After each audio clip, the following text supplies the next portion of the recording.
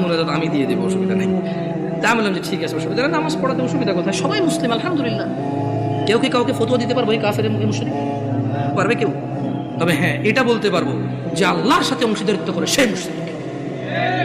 যে ইসলামে আল্লাহ নবী সাল্লাল্লাহু আলাইহি ওয়াসাল্লাম কিছু বলে নাই, সে এটাকে দিন মনে করে, সওয়াবের কাজ মনে করে করে, সে বিদআত। Right or wrong? গেছি নামাজ পড়াইতে, তো নামাজ পড়াইছি, নামাজ পড়ানোর পর উনি মোনাজাত দিয়ে দিয়েছে, আমি চুপ ছিলাম। তো আমার কথা হচ্ছে, আপনারা মনে করেন না যে, দেখেন আমি গত বছর মাহফিল করেছি, আমাকে কওমি ভাইরা দাওয়াত দিয়েছে আলহামদুলিল্লাহ। ওনারা সবাই দাওয়াত দিয়েছে দিন প্রচারের জন্য। কি প্রচারের জন্য?